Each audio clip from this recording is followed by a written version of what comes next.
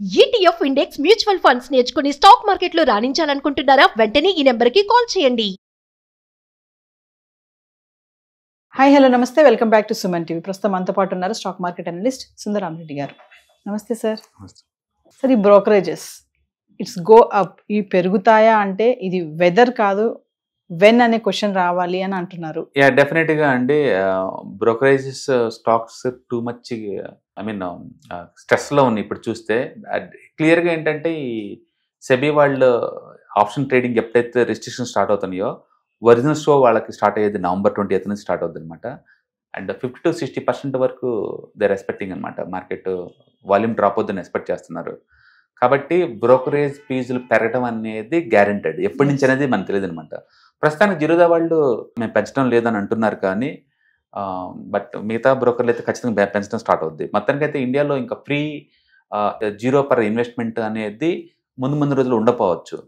మనకి original data ఎప్పుడు అర్థం అవుతుందంటే November 20th తర్వాత వచ్చే టర్న్ బట్టి మనకు అర్థం అవుతుంది. ఎందుకంటే ఇప్పుడు దాకా ఎక్స్చేంజ్ వాళ్ళు ఇస్తున్న బల్క్ మీద రిబేట్స్ ఉంటాయి కదా, అవి లేవు. ఇంకా October 1st నుంచి నిన్నటి నుంచి లేవు. అందుకని బ్రోకర్స్కి ఎలాంటి ఇంత ముందులాగా డిస్కౌంట్స్ ఏమి ఉండదు అనమాట. రెండోది టర్న్ బాగా తగ్గబోతుంది. బ్రోకరేజ్ టర్న్ బాగా తగ్గబోతుంది. అందుకు దానివల్ల ఏంటంటే ఇప్పుడు దాకా ఏంటంటే అన్లిమిటెడ్ లాట్స్ 20 అలా ఇచ్చారు కదా, అది కాస్త 25 to 30 వచ్చే ఛాన్స్ ఎక్కువ ఉందన్నమాట.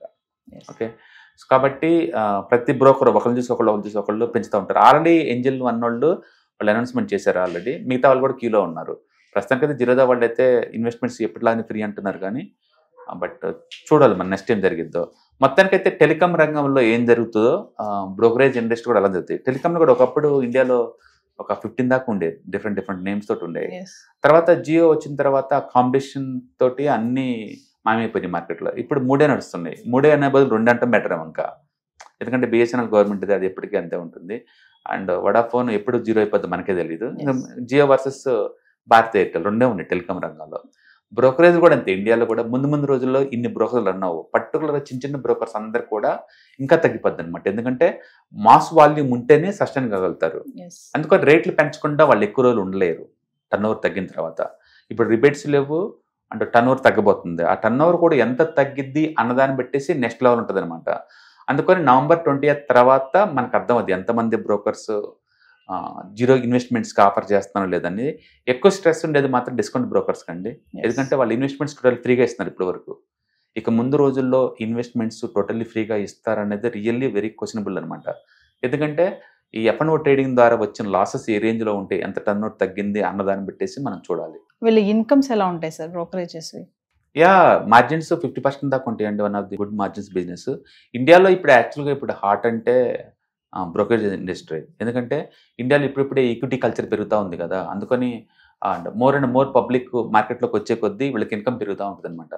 మనం ఏదైనా ఒక ట్రేడ్ తీసుకున్నాం అనుకోండి, ఆ ట్రేడ్లో బ్రోకర్ ఫీజు ఇవ్వాలి, అండ్ ఎక్స్చేంజ్ వాళ్ళకి ఎక్స్చేంజ్ ఫీజు ఇవ్వాలి, అండ్ సెబీ వాళ్ళకి సెబీ ఫీజు పే చేయాలి, అండ్ స్టేట్ గవర్నమెంట్ వాళ్ళకి స్టాంప్ డ్యూటీ పే చేయాలి, సెంట్రల్ గవర్నమెంట్ వాళ్ళకి GST and STT security transaction tax ఇవన్నీ పే చేయాలి. అది డెలివరీ ట్రేడ్ అయితే ఈవెన్ CDSL కూడా అంటే డిమాట్ అకౌంట్ వాళ్ళకు కూడా 20 పే చేయాలి. మొత్తం మీద 6 ప్లేయర్లు పంచుకుంటూ ఉంటారు ప్రతి ట్రేడ్లో కూడా. ఇండియాలో ఇప్పుడే ఈక్విటీ కల్చర్ బాగా పెరుగుతుంది కాబట్టి వీళ్ళందరి ఇన్కమ్ కూడా బాగా పెరుగుతుంది ముందు రోజుల్లో. అయితే ఇప్పుడు బ్రోకర్కి వచ్చే టర్న్ ఓవర్ 50 to 60% డ్రాప్ అవుద్ది ఆప్షన్ ట్రేడింగ్ ద్వారా అని వినిపిస్తున్నాయి. కాబట్టి మనకి November 20th తర్వాత అర్థం అవుద్ది ఏం జరగబోతుంది అనేది. అందుకని 60% ఎట్టగో అది ఎఫెక్ట్ అయ్యే ఛాన్స్ ఎక్కువ ఉంది. ఎందుకంటే ఇప్పుడు ఎక్స్పైరీస్ వీక్లీ ఎక్స్పైరీ ఒకటే పెడుతున్నారు కదా, ఇంతకుముందు లాగా లేదు కదా. ఎంత ఎఫెక్ట్ అవుతారో అన్నదాన్ని పెట్టేసి వాళ్ళు మనకి ఫ్రీగా ఇన్వెస్ట్మెంట్ ఛాన్స్ ఇస్తారో లేదో మనకు అర్థం అవుతుంది అనమాట. ఇప్పుడు దాకా డిస్కౌంట్ బ్రోకర్స్ అందరు కూడా ఇండియాలో delivery based rates totally free, మన దగ్గర నుంచి ఏం ఛార్జ్ చేయరు. ఇక ముందు రోజుల్లో అవి ఇవ్వటం కుదరపోవచ్చు. కాబట్టి మనకి డేటా November 20th తర్వాత అర్థం అవుతుంది. కమింగ్ టు ప్రాఫిట్స్ ఎలా ఉంటాయి సార్ వీళ్ళకి? మెజారిటీ కంపెనీస్ అన్ని ప్రాఫిట్ మేకింగ్ కంపెనీస్ అండి అవన్నీ. మన జిరోదా మనం చూసాం కదా, and almost 7,000 crores turn over మీద ఆల్మోస్ట్ 4,000 కోట్లు ప్రాఫిట్ తీసారు వాళ్ళు. అండ్ మార్జిన్స్ కూడా మోర్ దెన్ 50 ఉంది. అండ్ అన్ని కంపెనీస్ కూడా it's profit making companies, brokerage companies. ఎందుకంటే వాటికి ఎక్స్పెండిచర్ చాలా తక్కువ ఉంటుంది. డిజిటల్ కంపెనీసే కదా, అది తక్కువ ఉంటుంది. ఎక్కువ మార్జిన్ ఉండే బిజినెస్లు ఇవన్నీ. అందుకని ఎప్పుడైనా మార్కెట్ బేరిష్గా అయినప్పుడు ఆపరేషనల్ ప్రాఫిట్ మార్జిన్ ఎక్కువ ఉన్న కంపెనీలు మనం తీసుకున్నాం అనుకోండి, ఒకవేళ సేల్స్ తగ్గినా సరే ఆ మార్జిన్స్ ఎక్కువ మిగులుతాయి కాబట్టి అవి హెల్దీగా ఉంటాయి అనమాట. లైక్ స్టాక్ మార్కెట్ సంబంధించిన అన్నీ బాగుంటాయి, లైక్ ఎక్స్చేంజెస్, బిఎస్సి, ఎంసీఎక్స్ ఇలాంటివి, and wealth management companies, and asset management companies, credit trading companies, depositories like CDSL, NSDL ఇలాంటివి, ఇవన్నీ కూడా బాగుంటాయి. Thank you sir. హాయ్, నేను మీ సుందర రామిరెడ్డి. ఈ వాలటిలిటీ మార్కెట్లో మనీ ఎలా మేక్ చేయాలని ఆలోచిస్తున్నారా? అంటే స్టాక్ మార్కెట్ బాగా బ్లీడ్ అవుతున్న ఈ టైంలో పోర్ట్ఫోలియోస్ అన్ని కూడా బ్లీడ్ అవుతున్నాయా? అండ్ ఈ వాలటిలిటీని ఎలా హ్యాండిల్ చేయాలి, లాంగ్ టర్మ్లో మంచి పోర్ట్ఫోలియో ఎలా బిల్డప్ చేయాలో ఆలోచిస్తున్నారా? అలాంటి వాళ్ళ కోసమే ఈ వెబినార్. రాబోయే ETFs, index funds and mutual funds వెబినార్లో పార్టిసిపేట్ చేయండి. మీ నాలెడ్జ్ పెంచుకొని రిస్క్ని మినిమైజ్ చేసుకోండి. స్టాక్ మార్కెట్లో ఉన్న ఇలాంటి వాలటిలిటీని ఎలా హ్యాండిల్ చేయాలో తెలుసుకోండి. Thank you.